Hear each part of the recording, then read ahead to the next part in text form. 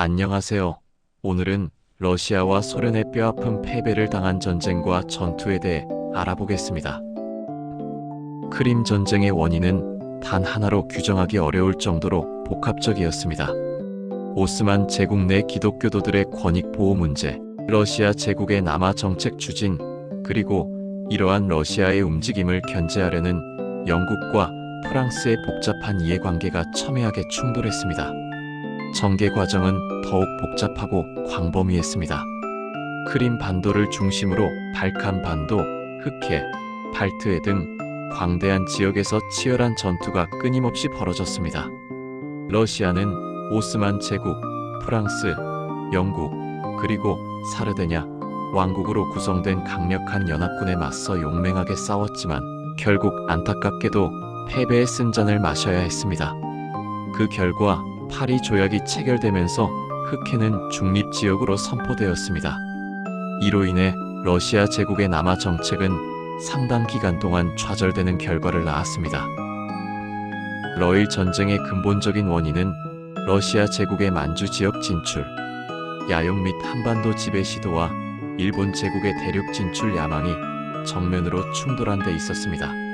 전쟁은 만주와 한반도, 그리고 동해 해상에서 치열하게 전개되었습니다.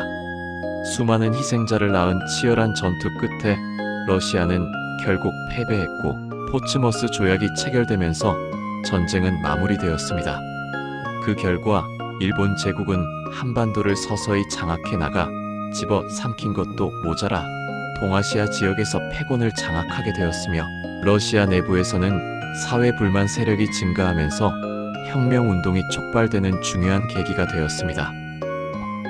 1914년 제1차 세계대전이 발발하자 독일 제국은 슐리펜 계획에 따라 주력을 서부 전선에 집중적으로 배치하고 있었습니다. 이러한 상황 속에서 프랑스의 다급한 요청에 따라 러시아 제국은 독일의 배후를 공격하기 위해 동프로이센 지역으로 진격하게 됩니다. 러시아 제1군과 제2군이 동프로이센으로 진격했지만 독일군의 치밀한 포위, 선멸 전술에 의해 러시아 제2군이 완전히 괴멸되는 참혹한 패배를 겪었습니다. 이 전투의 패배는 러시아에게 엄청난 타격을 안겨주었습니다.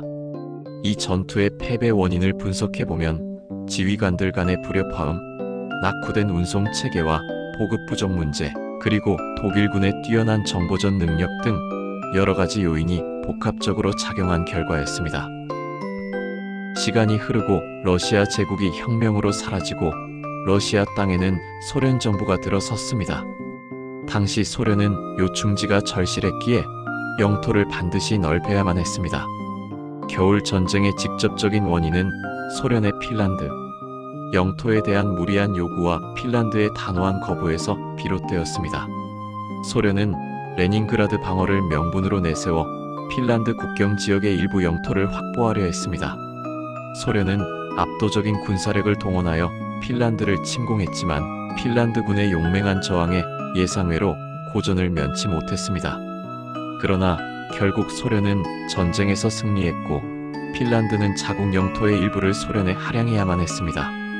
하지만 전쟁을 일으킨 소련은 국제연맹에서 축출되는 불명예를 감수해야 했습니다.